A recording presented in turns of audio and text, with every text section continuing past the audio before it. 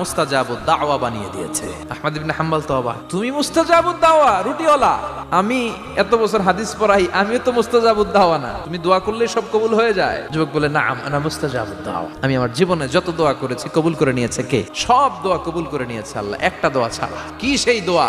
যুবক এবার বলতে শুরু করলো, আমার জীবনে যে দোয়াটা আল্লাহ কবুল করে নাই সেটা হচ্ছে আমি আল্লাহর কাছে অনেক চেয়েছি, অনেক দোয়া করেছি, যে আল্লাহ শুনেছি এই জামানার সবচেয়ে বড় মুহাদ্দিস, তার নাম নাকি ইমাম আহমদ ইবনে হাম্বল, আল্লাহ তোমার কাছে আমার চাওয়া আমি যেন এই ইমাম আহমদ ইবনে হাম্বলের দেখে মরতে পারি।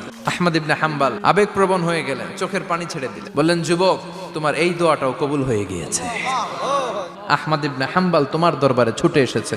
যুবক চোখের পানি ছেড়ে দেয়, যুবক চিৎকার মেরে ইমাম আহমদ ইবনে হাম্বলকে জড়িয়ে ধরে, হাতে হাত রেখে মুসাফা করে, কপালের মধ্যে চুমু খায় আর আল্লাহর শুকরিয়া করে বলে, ও ইমাম, আসলে এই দোয়াটাও আল্লাহ আজকে কবুল করে নিল।